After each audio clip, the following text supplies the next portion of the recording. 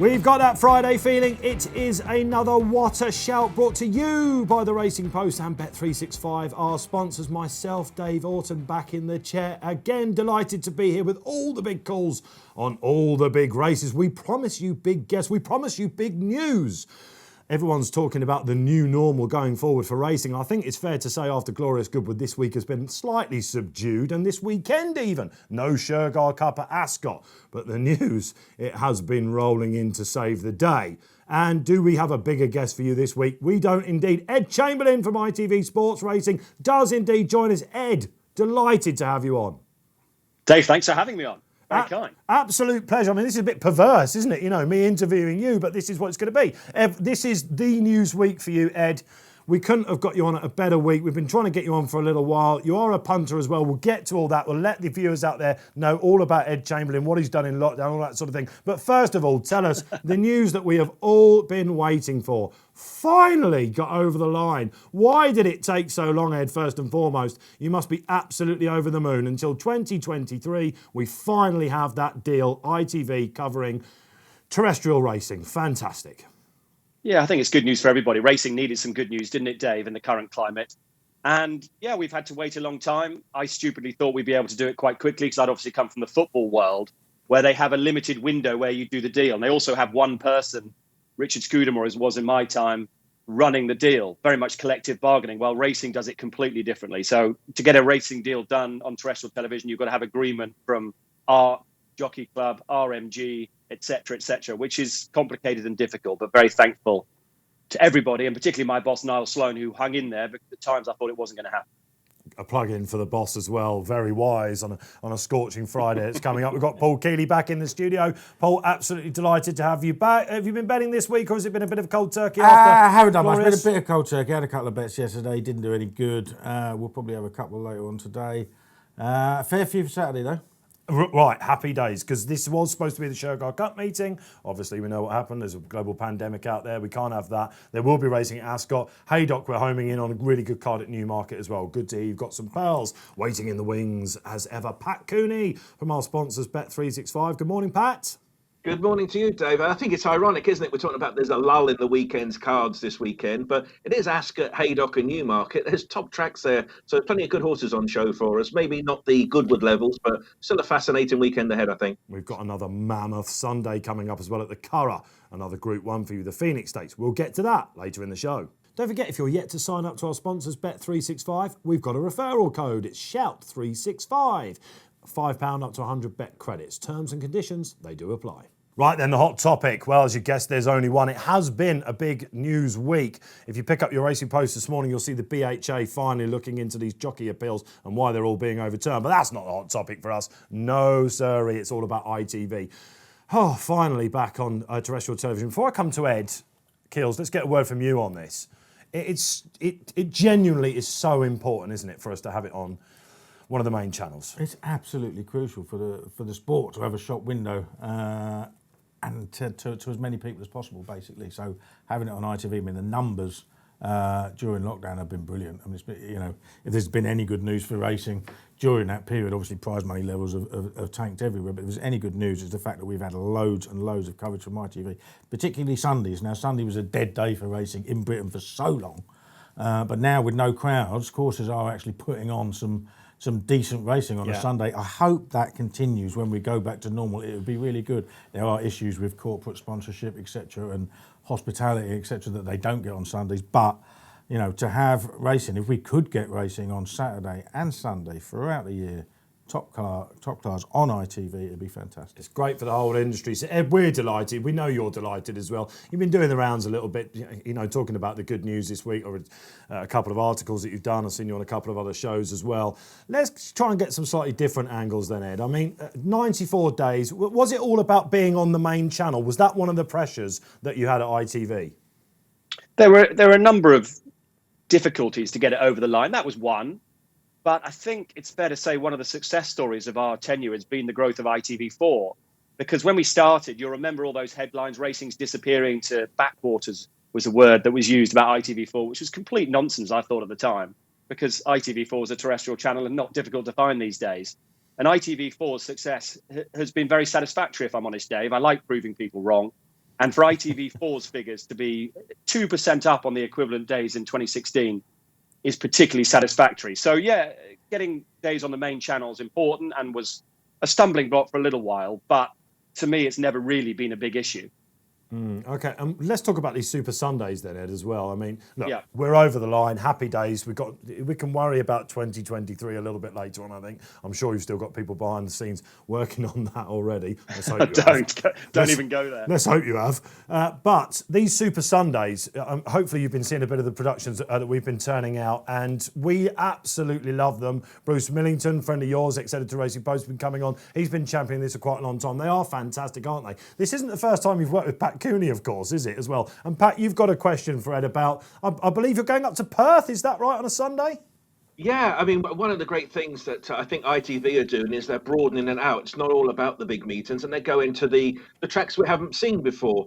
And at the end of the month, I think it's the last Sunday of August, ITV is showing 3 races from Perth. Now, Perth rang us up and said, would you like to sponsor the card? And we were happy to. So we're only the principal reason why we are sponsoring. Of course, it is on ITV. So I've been invited up there. It's I think it's 5 hours on the train. So I'll bring a good book to read along the way, I think, but really looking forward to it. And if it can broaden it out to a wider audience, so much the better. I'll tell you what, there's a Grade 1 chase in the offering, isn't there, for Perth, if this continues. Ed, is the ITV chopper going to take you up there then? Are you going to join Pat? I'm not sure I'm going up there, but we're definitely going to show it. And listen, it's so important that we share the love on ITV to all these tracks. They've had a tough time. You'll remember the interview with the boss at Newton Abbot, which was a heartbreaker. I've been in touch a lot with Hazel Propinski up at Perth, and it is so sad what they've had to go through. And a number of other tracks are the same. A lot of the focus is on the big tracks, and yes, they are struggling. You feel very sorry for them, but it's the small tracks that are under real threat. So to be able to support them is great. To share the love is great. This weekend, it's Salisbury and Thirsk, and we're going to continue to do so. It's something we're passionate about, is supporting and sharing the love with the smaller tracks as well as the big. A lot of people will know, Ed, that you started off working for Ladbrokes. Was your family big on betting then? Was that what it was? Is that why you... Because everyone will remember you as being one of the lead presenters for Sky Football, of course, and how you rose there. We'll talk a little bit later on about what it was like coming to the smaller pond of racing, but you actually began in racing, is that right? Yeah, my grandfather was the punter. Unlike Keels, who I'm sure was a very good jockey in his youth, I never rode a horse. And it was, the gambling was my route into it. And yeah, I worked 3.5 years at Ladbrokes in total with the great Pat Cooney, who ran, do you remember the spread betting division, Pat? Didn't quite work out, did it? No, but we finally got rid of you after 3.5 years, though, didn't we? Best thing that ever happened to him, of course. So you've gone on to present a show with Jeff Stelling, the great man at Sky, and it was a betting show, wasn't it? Yeah. My departure from Ladbrokes didn't quite go to plan. I messed up the 1999 Cricket World Cup. A match between Pakistan and Bangladesh, which still haunts me however many years later, 21 years later. But yeah, then I ended up at Sky by accident, because I then set up a sports betting magazine, you might remember, called Sports Advisor. Yeah. And to promote that, I used to go on Bloomberg Television just to talk about the betting for the weekend and stuff. And Sky got very lucky, really. Sky picked me up from there, and I started doing... Well, I killed off a few shows, Dave, if I'm honest. The Sports Centre died. 90 Minutes died. The Full SP, the show with Jeff Those Stelling, old that lasted classics, one season. yeah. So I was known as the Grim Reaper at Sky for a while. Any show that I touched seemed to end quite rapidly. So my television career didn't get off to a great start. Well, let's talk about your start. 2017, you had a bit of a break, I'm assuming, from Sky. They've wooed you. You've come into racing, ITV. Your first day, you remember this, Kills? It was at Cheltenham, wasn't it? I mean, it couldn't have gone... Not much worse, but the weather gods weren't kind, were they? No, remember McCoy was just looking like, what am I doing here? In between him and Luke Harvey, Ed and Luke Harvey. They had Musselburgh as well. I mean, we are going to a smaller pond, and of course many clouds as well. So it wasn't the greatest start. It wasn't the greatest start in the world, but I mean, you have to start somewhere, and you have to deal with what's thrown at you. And I think they've done well in the end. What I do want to ask, Ed, is has your son forgiven you for leaving the football world? Because you did say that he was like horrified, and suddenly sitting next to a load of old blokes on TV instead of world famous football stars. Do you want the honest answer? No. I think at school, when you're that age, I think it's quite cool to have your dad presenting the Premier League. Yeah. So no, absolutely has. But he's, to be fair, he's got quite into the sort of big name horses. He'll always know when a Stradivarius or a Battaash or a Tiger Roll is running. Yeah. But other than that, he's still Southampton and Premier League mad. That first day, by the way, how dare you bring that back up? That was a nightmare. Was that your gulp moment, in a bit of a Ed? hurry. Was that your gulp moment? What have I done? Was it like that, or were you like, okay, first day at school, no worries, we'll get over this? No, it was a what have I done moment, if I'm brutally honest. McCoy said that afternoon, you might remember it, in the cold and the wet. He said, "You've given up a warm studio with Neville and Curragh and Souness to come and do this." And I said, "Oh, don't be silly." But at the time, I'm thinking, what have I done? But no, in all seriousness, it sort of created a bit of a siege mentality. As I said earlier, I love proving people wrong. And I genuinely enjoyed and have kept a load of the messages and articles I had to read over the next few days. And the easiest thing to do, and I get it all the time, the easiest thing to do would be to pander to those demands from people, particularly on social media, to do this and do that. But I was determined to stay on our path, and our brief was to increase racing's popularity. And it would have been all too easy to go back into that easy path, if you like, and make a racing program for racing aficionados. But I was determined not to do that, and thankfully it's paid off. You thought football was hardcore with social media, then you come into the racing pond and you really... it's nothing on racing. Nothing. Hunters can really go for it, can't they? Look, that is what it is. We've got a couple of social questions for you, Ed. One, which we pulled out, which I love, was called the Honey, I Shrunk the Kids factor. So how does racing beat the Honey, I Shrunk the Kids factor? On a Sunday, ITV can roll out an old film like that, for example, a classic, get an audience in the millions, and yet you've got to convince them now, surely, for these Super Sundays to work, to do a live production which costs more money for potentially a lesser audience. Yeah, that's true. And that's always going to be an issue. And I'm always being told, oh, you've got to put it on the main channel. No, we haven't. One, ITV4 is very successful in its own right. And if we're honest, and Lee Mottershead often makes this point, a lot of the meetings don't warrant a position on the main channel. And yes, it would a lot of the time be easier just to stick on a program. What was it? Honey, I Shrunk the Kids. Honey, I Shrunk the Kids, but, yeah. But Steve Moranis, wasn't it? Yeah. You've also got to remember that I think the bosses are pretty proud of what we've done with the racing on ITV, the awards we've won, the programs we've produced, and nothing beats live sport. Nothing beats live sport and the lure of live sport. And those figures Keel's referred to earlier, figures going up, we're bucking every trend doing that, every trend on ITV doing that, because all the other shows, be they soaps or reality TV, Love Island possibly being the exception, their numbers are in decline because people consume these programs differently now. You know, the kids, I've got a 14-year-old daughter, she never watches live TV, but live sport is the difference. Live sport still has that hook, that catch, and people still need to see football matches, horse races live, thank goodness. And there is still demand for it. And we've shown on a Sunday, if you take Eclipse Day at Sandown, that got over 1 million people watching. On a Sunday, that's bigger than Arcs and everything else like that. So that showed us that it can be done, which is great. Happy days with a good friendship between the Racing Post and ITV. But now let's get down to some banter, shall we, and move on with the racing.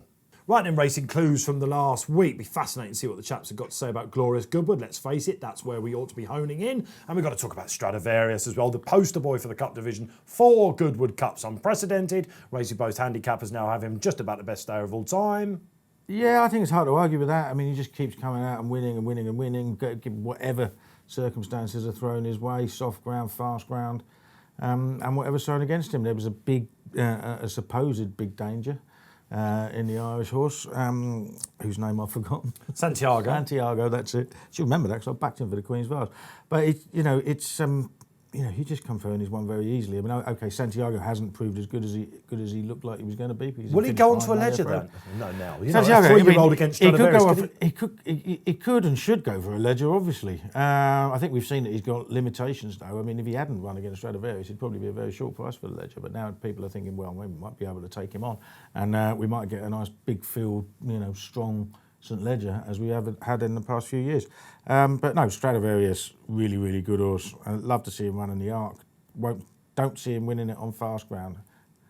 I don't know. Obviously, trainer says he doesn't like soft ground. I mean come on, everyone. Before this season, he couldn't go on soft ground. That is obviously nonsense. Most of his best form is actually on soft ground. If it becomes a real test, then you can see him getting in the frame. Good news for you, Ed, wasn't it, when they all of a sudden Bjorn Nielsen's come out and said we're looking for one race in October at Longchamp, because could this be potentially the greatest Arc ever shown on television?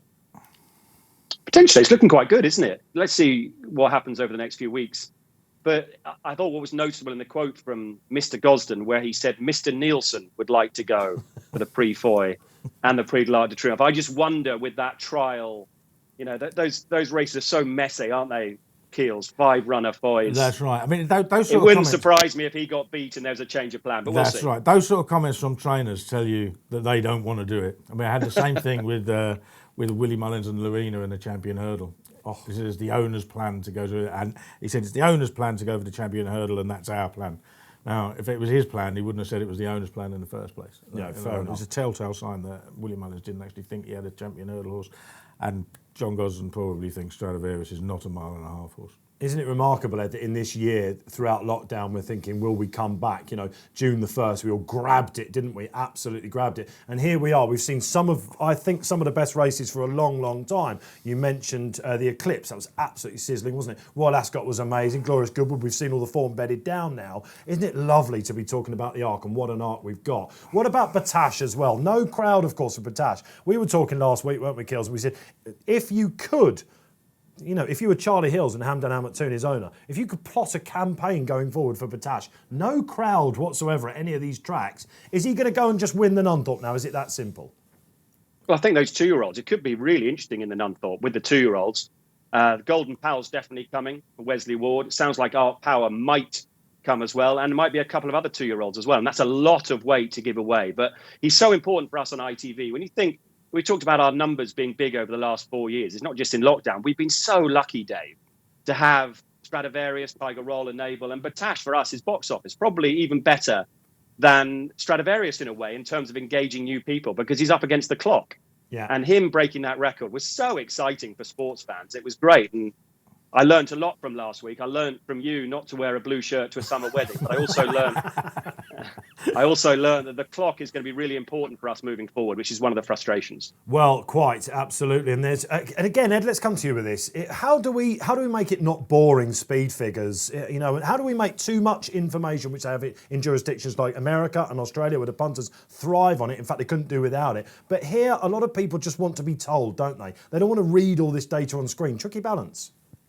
Yes, but with Battash, it's very simple. For us, it was, could he beat 56.2? That's like with Usain Bolt in Berlin. Could he beat 9.58 or whatever it was? Because the entire nation is looking at the clock, including Usain Bolt when he finishes the race. So I would love to think at York, and William Darby's the perfect person to deal with to do that. We will find a way, because every track, as you know, is different with these sectional timings. We will find a way to get a clock on screen to see whether he can beat his own track record, which is 55 point something, because that for an ITV audience is brilliant. It's different for others, but for ITV, that's a big thing. And I'm always looking for hooks, Dave, to get sports fans watching racing. And that is a brilliant hook.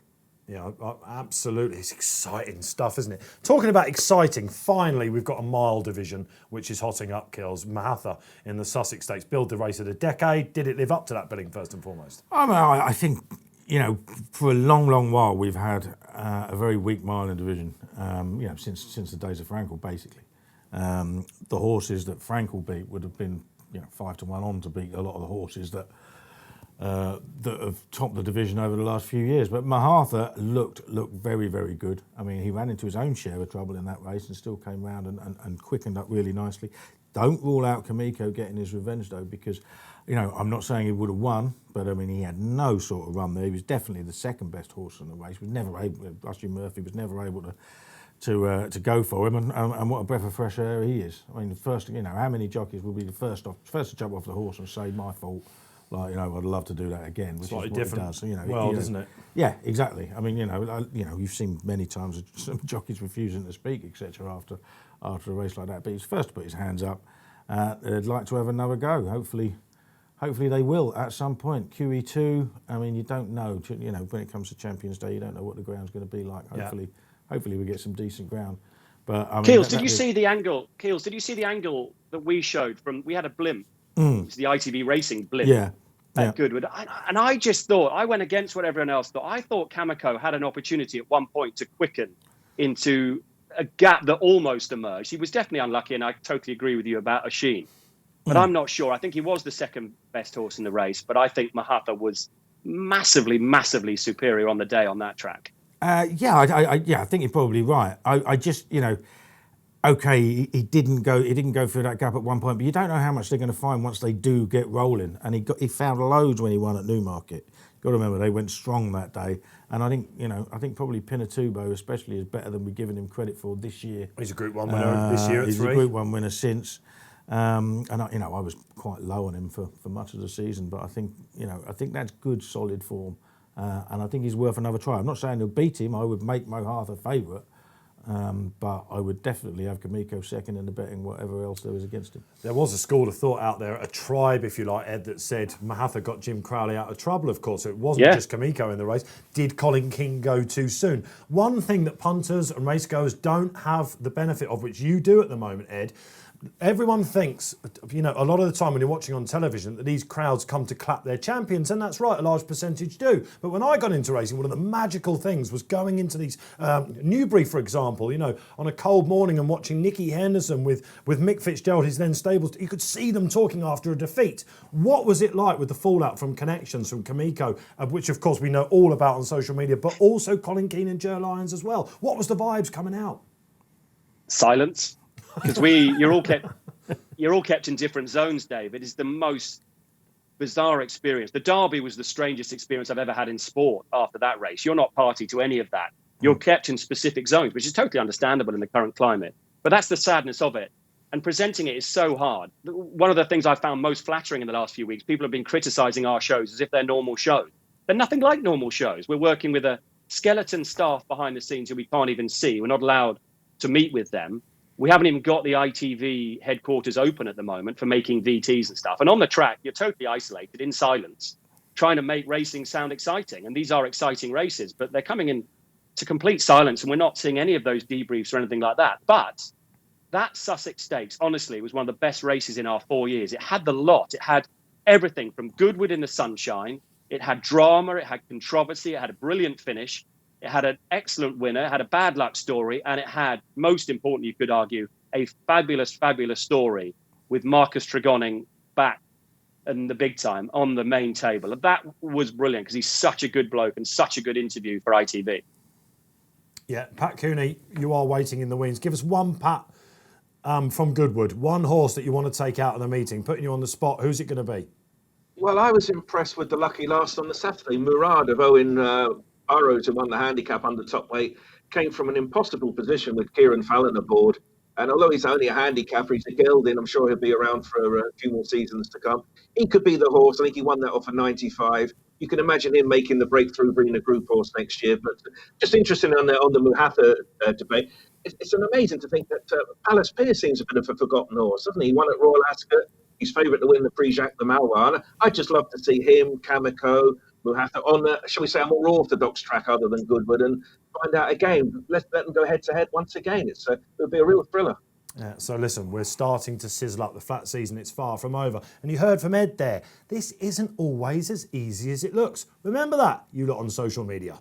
OK, you'll be delighted to know it's the first big race preview, 2:40 on Saturday at Haydock, the Rose of Lancaster Stakes, Group 3. Paul Kealy, come to you. Is this just Global Giant wins? I think he does. I think it's the right favourite. I'm not convinced it's as cut and dried as it looks. You know, come on, me. then. I do. Always looking for an angle. For a start, he's not actually the highest rated horse in the race. That goes to Zaki. Oh. Now, everyone thinks Zaki is a mile, 7 furlong horse, which is what he spent most of his time over it. But 2 years ago, he ran at Royal Ascot and he was going on at the finish, finished third to Hunting Hall in the Group 3. He then finished second to Communique over a mile and 2. So I think he does get the trip. He's a very consistent horse without winning. I'm sighing because I ummed and ahed over looking at him as well. I tend to fall into the Zaki traps because you've got such a good record fresh. I know this is a different year, but I was expecting it. I know it was Moharth last time. I was expecting a little bit more from him. Yeah, he could be. Look, he might these days want a little bit further. I mean, and it's definitely worth trying it. And obviously, getting beaten by Moharth, even if you get beat by the distance he did, is no disgrace now. We know how good that is. Yeah, I think this is a tip. I think that there's a bit of value against him. There are others in the race. I mean, certain lad ran an absolute blinder in the John Smiths at 60. He's the fly, isn't he? There are, on official figures, there's only £4 between 5 or 6 of these. Yeah. Like, it's tighter than 11 to 10. I think that's a little bit skinny for me to be punting at, and I would take a little chance on Zaki. I'm going to have a little save on certain lad. He's a course winner as well. Ed Chamberlin, give us the winner of the Rose of Lancaster Stakes. Well, Global Giant's big aim is going to be this race in Bahrain, isn't it? He's Bahraini owned. And I remember Hoyles at Newbury just saying he floats, that he stood out a mile going to post. But I think tactically, Keels, interesting to see where the pace comes from here, because I just wonder whether Charlton and Holly Doyle in the new job might come up with a plan for Extra Elusive here. And if they make it and make it a real test, I think it could be interesting. If Frankie gets a freebie on the lead, which is a possibility, then in running, it's all over with Global Giant. Yeah, Ed, you've obviously watched back your race replays. How important for you, let's get a plug in for the members club here. It's so important, isn't it, to watch these video replays? You must spend all night doing them before a show, surely. No, not at all. I don't. I genuinely don't. They are brilliant. Don't get me wrong, but that is not my job. And people have got to understand, I'm the presenter here. I'm not a pundit. My job as the presenter from day one, if people aren't talking about me, then I've done my job. I want to be the referee, the quarterback, pinging it around, getting the best out of other people. My job tomorrow is to get the best out of Adele Mulrennan, who's joining us, which I'm really looking forward to, and Jason Weaver. So my thing here is to play devil's advocate. If Weaver goes big on Global Giant, I'll say, hold on, where's the pace going to come from? Could this be a Holly Doyle special for a new boss? That type of thing. It's my job to ask the question. So that's why social media is going mental against you, because playing devil's advocate, you're always up against it, aren't you? That's my job. That's what I used to do with Neville and Curragh, just chucking in the odd grenade. Is Stephen Gerrard better than Paul Scholes? That type of thing. So my job tonight is to read up all the stories, and then tomorrow I'll be fully prepared. I'll have done all my stats and all my background, and I'll have read up on all the owners. I won't have done any form whatsoever.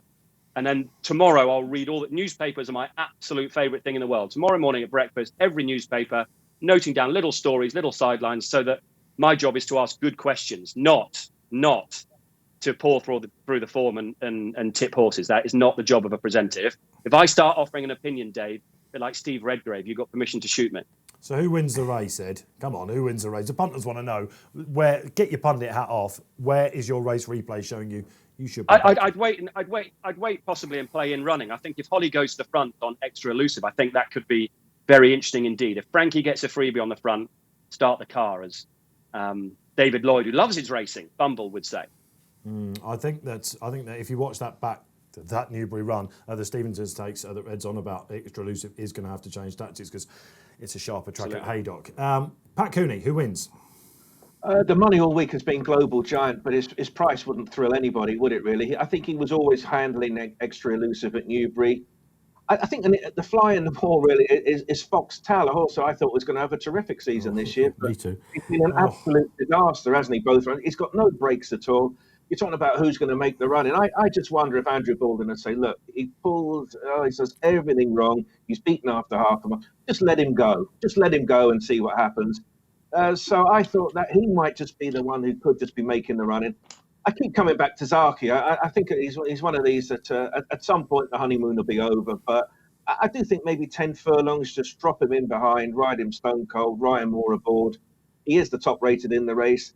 I'd rather be backing him at his price, 9-2-ish, than tearing it up at Evans Global Giant. But Fox Talent, I think he's the interesting horse of the race. If they just let him go ahead, do your stuff. Some opposition to the favourite, Global Giant. He could drift.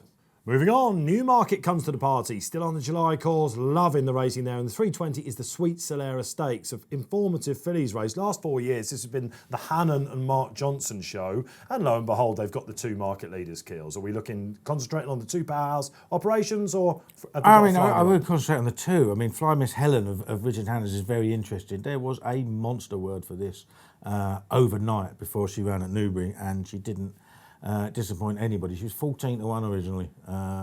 Bookmakers, they might be getting a bit of a free nudge when they put these prices out early on horses that haven't run before, but they certainly got filled in because it went 14, 10, 8, 7, and then you think the next day this is going to drift back out again because all the early money's on. It just kept coming, and she went off 11-4 favourite in a big field. She won pretty easily.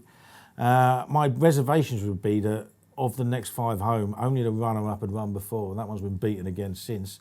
And the form is not strong enough to make her 5-4, 6-4 favourite. We're not looking at Mum's Tipple. Simple as that. No, I mean, this is it. It might be another Mum's Tipple. She might really be that good as a 2-year-old, but she's stepping markedly up in class to a Group 3. She's running against horses with decent form. And Dubai Fountain, Mark Johnson going for a hat-trick in the race. I think he's won 3 of the last 5. He ran Dubai Fountain in the Star Stakes at Sandown, which he ran West End Girl in last year as well. She won Last year's winner. Afterwards. West End Girl was well beaten at Sandown as well. Now, she was beaten by Fev Rover. I don't think there's any disgrace in that. Fev Rover gave Dandala a hell of a fight at Newmarket. And she just stuck on and put her head down. Typical Mark Johnston horse, really. The third rear poses as well, didn't it? The third rear poses is very little between them, but again, on a track that does favour going from the front. If Dubai Fountain gets a reasonably easy time of it in front, and they just let her do what she wants, I think she's going to be very, very hard to pass. I would not have anywhere near the difference in price in the market between those two that there currently is. Kills is confident then, Ed. Let me implore you tonight. I know you've got a lot on, but watch the batter race replay here at Sandown. If you watch this Fountain horse, she goes off the bend, she's green all the way. She's coming back at the finish. Is she your idea of the winner, or are we talking absolute numpties? I tell you a race to look back then, Dave. You watched tonight Mia Green run behind Method that same weekend that the Hannon horse won at Newbury. And Fahey's 2-year-olds this year have been interesting. He didn't come out the blocks like he normally would. And they've just been a little bit slower to come to hand. But you watch Mia Green over 6 that day at Newbury, and this horse already, she is crying out for 7. Owned by Nick Bradley. You've mentioned Fev Rover and Dandala, and I think they could have quite a nice one here with Mia Green. I'd much rather back Mia Green at 25, 33 to 1 than the 2 at the front of the market. Wow, okay, yeah, so interesting angles. Pat Cooney, give us a fourth angle. Well, you look at Fly Miss Helen, as Keel said, she was a big, big gamble, and the gamble continued all the way throughout the day when she made a winning debut. I think from a pricing point of view, when we got the entries through, we were very much taken by Richard Hannon's comments after the race, talking Group 1 races further down the line for her. And this is a Group 3, so you're thinking, well, this should be well within her capabilities. So kind of more of a reputation and word of mouth rather than pointing to the form book saying, yeah, that's the run there, that's the one. I thought Danilova shouldn't really be 5 to 1 versus her 6 to 4. I thought Danilova was a perfectly likeable performance to win last time out. She beat a very promising Gosden horse, but I think she was always handling the runner-up that day. She was about 4 or 5 wide off the fence, and she just appeals as a typical Jabawi going forward. It'll be fast ground. You look at Fly Miss Helen, I suppose yes, but it's all about prices. Prices dictate opinions, and I don't think you could be too high on her at around about 6 to 4. But we're desperate for a 1,000 guineas favourite at the moment. I think we're about 20 to 1 the field at the moment, and still scratching. So maybe Helen will be the girl after that race. But from a value point of view, you'd rather be against her than with her at O'Brien. Are we going to see a classic winner in the Sweet Solera? Time here then, and what a shout for the big calls, this segment we know you love. And I'm going to hand over here to Pat Cooney. He wants to have a little rant. I just think we get these big handicaps, don't we? The Stewards Cup last week, the Air Gold Cup. We're waiting desperately for the final decks and the draw, and someone says, oh, hang on a minute, we're doing the draw for the draw. And with a number of people who ring up and email in saying, why haven't you got your prices back out? We said, well, we're waiting for the draw for the draw. I just find them tedious, a waste of time. And has anybody ever been excited by a draw for a draw? I just think, come on, you can promote the race other ways, but no draw for the draw. They just seem to go on for an absolute eternity, very much in the paint drying. Just give us the draw, let us reprice it, and let the race do the promotion for itself. Actually, I'm sort of half with you, Pat. I mean, the thing is, I actually find it quite fascinating what the connections want. All right, but see, we got an email from Goodwood afterwards and just told us the order that was. That's all I need. I don't actually want to watch it going on forever because it is just boring as hell, isn't it? But actually, the interesting bit is actually finding out afterwards who's chosen what. I do find that quite interesting. I just don't want to sit through the process. Representing such and such, and seeing Graham Dent, for example, ex-form editor, is representing Roger Charlton, something like that. Yeah, exactly. Yeah. Okay, that's quite interesting. Ed, have you ever been asked to do one of these draws? Have you done a draw for the draw? I've hosted the Ebor draw. Yeah, it was all right. And I think I was there for that, actually. I was there for that. I found myself going to the bar. Wasn't it? As is my style, Dave. Your style as well. I tried to get it moving as quickly as I possibly could. You wouldn't want me to do it, trust me. That they'd be leaving the race course. Okay, so fine. Ed, have you got a big call for us? I think I'll go back to what I was saying earlier on, a plea, if you like, to make you understand the ITV audience. Batash at York is going to be huge for us. Huge hook for us. So my big call and my plea, if you like, is somehow, please, can we get the clock on the screen, on the big screen at York, somewhere visible? Because it should be Richard Hoyles doing the David Coleman and shouting, just look at the time, not me a minute later. And this is all part of the theatre and the drama of television. And we get it at some tracks, we don't get it at others. And I just hope that we can get it somehow onto the screen at York to see if Batash, or maybe one of the others, maybe one of the 2-year-olds, can break that track record, because it's a brilliant hook for sports fans. A bit of 2012 at the Ebor meeting. That would be great, wouldn't it? Yeah, absolutely, yeah. Now, my shout is this quite simple. It was very sad last week that, the plug was pulled on Goodwood getting 5,000 customers, but it was also ridiculous at the time that they were going to go in there and have cashless betting among bookmakers. This is one of the most ludicrous things I've ever heard of. Is this a government thing? You can go, I don't really know, because you can go into a pub, you can go in a newsagent, you go any shop and you can pay cash.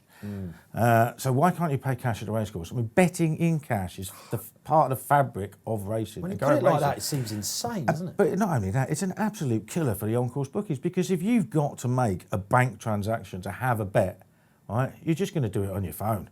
You're not going to walk down there to do it. And it's going to kill them, And if this COVID goes on for, months and months and months before we just go back to back normal, that's like it's going to happen, Kills. Then we're going to be no bookmakers, because it's not going to be worth it. I tell you, one of the other problems with it, of course, is right, if you do too many transactions or unrecognised transactions from your normal pattern. Now, I did this. I went to the Oaks in a marquee on Tattenham Corner a couple of years ago. You remember this? Yeah, no, I went. I remember the early part of it. Yeah. Now, I thought I fancied a few. I like to mess around when it comes to handicaps. I have a few exactas, trifectas, and all that. And I didn't want to get rid of all my cash. Right, so I went there and I paid by card. First one. Now the first one's fine. Second one declined. I spent the next 40 minutes talking to the NatWest fraud squad, trying to get my card reopened. Right, and that sort of thing is going to happen, because if you're a casual race goer who likes to go and bet in a bit of cash, 6 times a day, you're going to get your card stopped. Yeah. It's as simple as that. It's just it's not going to work. Yeah. Yeah. It is bad news for the day out, and it's especially bad news for the bookmakers. They're just not going to be worth them going. Why can we do it in a pub, pay cash, and not on the racecourse? Ridiculous. My big shout for the week, and I want to come to Ed with this, on ITV Racing, Ed. I would like to see more of a tipping challenge between you pundits. That's what I would like to see. We sort of do it here in the studio a little bit. You see, I think that the public would love it to know exactly, going head to head against Hoyles, Weaver. I know Weaver absolutely loves a tipping challenge. Is that something we can get back on? From the top of the show, how are you getting? Not like a point system or something like that. I don't know. I'm not that clever, but there must be a way to work it out for more engagement. Well, they do it on the opening show. They have their £20 challenge in the morning where we monitor the results most of the time. And yeah, that's fair enough. We do it. We did Ruby against AP at the Cheltenham Festival, which was good fun. Yeah, it's definitely something we can do. Definitely something we can do. Whenever I've been on Sky, Ed, and I'm up against, say, someone like Tony Ennis or John Hunt, we absolutely love it as well off air. Do you know what I mean? We absolutely love it. It's something that gets us going. It increases the energy a little bit as well. It's something that when I've watched, I'd like to see Harvey showing his true colours again with his betting, for example. I just think the banter can be there. And in this woke age, I know it's very, very difficult. We can't go back to the days of the old morning line with the old interactions and relationships, and God bless John McCurrick. But I just think that there is something that might be there. Anyway, a tipping challenge for ITV. Okay, yeah. I'll very happily listen to that, and that's something we can do moving forward, yeah. So if you're watching Ascot tomorrow, expect to see the graphics come up on screen. We'll see. Let's go to Sunday then, and it is another big Sunday because we'll get to the Curragh and the Phoenix Stakes, but there's also a decent card at Salisbury 325, the Group 3 Sovereign Stakes. One of your old favourites here, Accidental Agent, isn't it? There's loads of my old favourites in this race. Bless him. Plenty of them. Bless him. Beat Le Bon. I put up 2 at big prices because there was 21 entries at the 5-day stage and anti-post race, and you knew it was going to cut up. Now, I put up 2 at big prices, and they were Beat Le Bon and Bless Him. Both of them absolutely want the ground rattling fast, which is, it can't be anything else by the time they get it. It's going to be baking hot Saturday and Sunday. And they're both very talented horses when things go right. They need a bit of pace. I'm glad that Marie's Diamond in the race. Obviously, Motorkale went from the front of the Bunbury Cup, so we could get a fair bit of pace. And I think they'll both be very much suited to it. Beat Le Bon obviously won the Golden Mile at Goodwood last year. Yet to prove himself in group company, but Bless Him is the one that I really like. Now, if you didn't know so much about him, You'd think he was a massive eye catcher in the Golden Mile because he was just creeping into the race on a double handful and never got a run until far too late. That's what happens to him. But he actually won a couple of small field races just by cantering over horses last year. One of them was Lord North. He beat him on the bridle at Ascot. Lord North won the Cambridgeshire. He's won, he's won the Prince of Wales Stakes this year. And bless him, treated him with utter contempt at Ascot. Now, we've got 8 runners, we've got a fair amount of place, we've got rock hard ground, and we've got a track at which they tend to fan out when it comes to challenging. So he's not going to get stuck on the rail. I think he's got a fantastic chance, and he'll still be a fair price, even though it's cut up to 8 runners. I think the track might really suit him as well. You've talked me into it. It's a long way home, that final furlong at Salisbury. Ed, have you looked at the Sovereign Stakes? Absolutely. This is my favourite racecourse in the world, Salisbury. I got married at Salisbury Racecourse back in the day. And Keels, you'll be pleased, I only live a few miles from the track. It is baking hot today. No rain forecast. Finally, we've got someone else in the studio who lives near a racecourse and likes to talk about the weather. Keels, it's his favourite topic. I know. Keels and his weather apps. I have four websites on my screen at any one time when I'm studying the racing. And 4 different weather websites, yeah. 4 different weather websites? 4 different weather websites. Is that how bad they are? You can't trust one? You have to have a look because you can get some very, very different forecasts. Well, you've heard it's going to be baking, so bless him. Ed, positive, you're a fan? And Keels, honestly, with the weather forecast, put some sun cream on those forearms and maybe try and tan the upper arms as well. He's come on fighting today, hasn't he? My armpits, your weather. That is the rest of the Keeley body, basically, yeah. Absolutely. Yes, I'm moving swiftly on, Dave. I'm a massive positive fan for this. Listen, they were aiming high, and you could probably put a line through St James's Palace. They aim big in France as well. If any horse, Keels, in this race is going to be suited by that rattling fast ground you talk about, it's got to be positive, surely. He's been waiting for this, and I just think he's different class to this lot. If he can't beat Your Bless Him and beat Le Bon, then I imagine the Spence team will be very disappointed. And there are good enough horses to make the market for him as well. I think positive will win. Yeah, I think you're right there. He is definitely the class dropper. I just want to take one on the price. So let's talk about prices, Pat Cooney. Positive, going to be near the top of the market? I would say so. He's got blinkers first time. But, as a young boy growing up, I was always a big Dukes of Hazzard fan. And I quite like Dukes of Hazzard in this race. What's not to love? It was good second behind Space Blues over 7 at Goodwood. Don't think he would have won that day, but he was staying on very strongly, met trouble in running. A mile, fast ground, fast pace. I think he's the form book horse of the race, so I'll go for the Duke of Hazzard. Plenty of old favourites then in the Sovereign Stakes, and unsurprisingly, some strong views. Let's go to some Group 1 action then, as promised at the Curragh. It's the 310, it's the Phoenix Stakes. It's usually an absolute belter. Before I go to the guys and see exactly what the selection will be, will it be one of Aidan O'Brien's? Will it indeed be your horse? I think we can say your horse, the Bull. Tell us a little bit about the 2-year-olds. Are you still thinking after Glorious Goodwood we haven't quite seen the standard expected? Yeah, absolutely. I don't think that. I think it's fair to say that if your 2-year-olds are starting in June and we're only just into August, then we've missed a couple of months and we haven't seen any really top class 2-year-olds. I don't think yet, or top class 2-year-old performances. For instance, not even the Still Bull. Well, Still Bull looked ace, but as I said before the race, the reason I fancied him so much was the others were already very limited and already way short of what was normally required to win a Moulcom, and without the promise of becoming that much better. Now, Still Bull went into that race with the promise of being much better, and he did really well. He travelled really well, and he quickened up nicely. He wasn't stopping at the finish. I don't think you need to achieve a great deal to win that race, though. And I like him. I'm a massive fan of the horse, and I'd like to see him win. I'm not 100% convinced that he deserves to be as short as he is. That's the only thing. Stiffer if test. I'm having a bet, it's just, it's a stiffer test. These are better horses. 3 runs on the bounce. I think 3 runs, 3 quick runs. I think the Learjet is just about the value. I liked him. What happened in France? I liked him. Not 100% sure. Just tormented. Opposes? Yeah, exactly. Opposes, they're obviously extremely closely matched.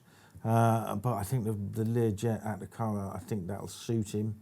And I think I think it should be very close in the betting between those 3, much closer than it is. Basically, it's not a race that I would be lumping on anything. Still, just a little bit short for me. If he drifts, and I think he will, I might get tempted. Keel's not so sure. Then what about you, Ed? And how are your 2-year-olds going so far this year? Do you think we're at the standard yet, like Keel's, or have you seen one? I think Battleground was very good, and is rock solid. I think Steel Bull, fair play to the O'Callaghan's, who sold him in the meantime as well. But the Molecombe to the Phoenix Stakes, I mean, that's got to be a massive contrast, hasn't it, Keels? From that fast 5 furlongs to this. It is, fast 5 furlongs, Curragh 6 furlongs, fair bit stiffer. But if you're a fan of the Bull, what he did at Goodwood was what 2-year-olds weren't doing there that week. They weren't sitting off, finding trouble and coming and quitting off the pace. A lot of them were up against that stands round and just keeping going, weren't they? Yeah, absolutely. Look, he did, he did everything right. And he travels really, really nicely. He just seems to, drop the bridle. He's not pulling or anything. He's a very nice horse, but it is a massive rising class from that race at Goodwood, which was a very weak Molecombe, to better horses. Now, I still think he can win, and I'd like to see him win, but I wouldn't back him. I think he's 2-1. It's I wouldn't be backing him at that. What about you then, Ed? Have you got the winner? I'm also trying to find U2 playing at Phoenix Park ahead of showing this race. So excited to show this on terrestrial television. The Irish Racing and Pat Cooney, what he's done for us over the last few months has been terrific, particularly at the Curragh and also at Leopardstown. I think, listen, Aidan O'Brien's had a drought in this race. He hasn't won it since 2017. He's won it 16 times in total. And I think I'd rather back one of his unexposed maidens like St Mark's Basilica at a double-figure price, potentially, with his record in the race, than I would the ones at the front of the market, because we know Aidan will know exactly what it takes to win a race of this nature. But in truth, I think it's a Group 1 to watch and enjoy, and it's just fabulous that we're able to show it. Pat Cooney, market's obviously a tensive stage, and since the decks are out, we're filming this Friday morning. Are you going to lock horns with Steel Bull, or? I think Steel Bull worthy favourite, but again, it's an unusual race. And how many times we get to a 2-year-old race at the Curragh, and there's 10 runners, Aidan O'Brien's got 3 of them, and none of the 3 look like being in the first 3 in the market. So it's that kind of a season, isn't it? I was really taken by Steel Bull. Of course, he's had to go to Goodwood, come back home again, go up a furlong in trip. There's a couple of reasons there to get him chinned, but, the Learjet's got to travel, Ventura's got to travel. They both rocked up in France last time. I think it's Steel Bull. He's the type that I'd want to be with until he gets beaten, really. So I'll keep the faith with the Steel Bull. Steel Bull, it's a prize thing then. Don't discount Lucky Vega as well. I think he might bounce back. They're fascinating. Phoenix Stakes. Right then, time for your weekend 4 time. Let's hope you haven't just gone all the way through YouTube or Facebook, got to this point. It's been a sensational show so far. But we've got a big guest. Let's give him the floor. Ed Chamberlin, your weekend nap. I like Positive on Sunday, that I've said. I like Mere Garden each way. But for the nap, I'm going to go to Ascot on Saturday, our last live race. Fox Vardy, with that name, should really be a sprinter. But just watch at York last time how well he travelled on your replays in the Members Club, Dave. And I think if James Doyle had another go, he'd probably wait a bit longer, which Kieran Fallon will do this time at around 5-6 to 1. I think Fox Vardy in the 3:35 at Ascot has a big chance. Yeah, stop the clock 2 furlongs out is a certainty, isn't he? I agree. Paul Kealy, one at Ascot? Another Kieran Fallon. Everyone knows he's a fantastic jockey, and he's going to be at the top of the game for a long, long while. And he gets his first ever ride for John Best on Eddystone Rock in the 2-miler at 3 o'clock. Now, Eddystone Rock looks to me like he's just been an unconsidered horse in this race. He's had 1 run since the resumption. He ran in that new 1 mile 6 furlong race at Ascot. And although he finished 11th of 16, he actually travelled really sweetly all the way and then just didn't pick up in the straight. Smacked of a race that was needed. Now he comes here, he gets his first ride for the yard. He won the 2-mile race at the Curragh Cup meeting last year. He then won at York over 2 mile as well. That's 2 out of 2 at 2 mile on turf. Soft ground in the Says was no good to him after that. It's already back to £1 higher than at York. Kieran comes in, takes off 3. He's won 4 of his 8 starts in August in his career. He's an 8-year-old now. I think he's got a fantastic chance. He's a double-figure price. Cheers, Kills. Going for a veteran. Pat Cooney. Funny enough, I'm staying at Ascot, also in that 3 o'clock, and I'm just an Australis fan of Roger Varian. We remember seeing this horse second in the Northumberland Plate last time out. He did go up £6 for his sins for that race, but nevertheless, he still beat 16 others home, and I thought he was clear of the rest of them. He just seems to me to be a horse, he's off 92. He looks 100 horse in waiting for me, and I think David Egan aboard tomorrow. He only had the 2 races this year, 2 very good runs. He'll be favourite, but I think he has a big chance. So Australis for me. A head-to-head with the Nats. First time that's happened on the What a Shout. Don't forget you can back more than 1 horse in a race. Just back 1 horse in the Sweet Solera, Dubai Fountain. She goes and wins that. They're the Nats. Time then to sign off here. Another week of What a Shout. What a week it has been. What a weekend it should be. Good luck with all your selections. Don't forget to gamble responsibly. That's our MO here at the Racing Post. Very important stuff. Ed Chamberlin, thank you so much for coming on. Congratulations, getting the deal over. Another 3 years. We can't wait to watch what's going to happen. Dave, Keels, thanks for having me on. Really enjoyed it. Cheers, Ed. Keels, thanks to you. Going to top up that tan. You're going to work on the... Yeah, I have to work on the top bits. I have to do it a bit at a time, half an hour a day or something for the next couple of weeks. The problem is you put a vest on and then it goes wrong again, doesn't it? There we go. Pat Cooney, thank you very much for coming back from our sponsors, Bet365. Yeah, lovely. Always enjoy it, Dave. Thank you. And thank you for watching. Don't forget you can get the questions in for your panellists below on YouTube, Facebook Live, Twitter, hashtag What a Shout. Myself, Dave Orton, signing off there. Don't forget you can download the free Racing Post app. That's on the App Store or indeed the Google Play Store. This weekend, another sizzler. Enjoy the sport.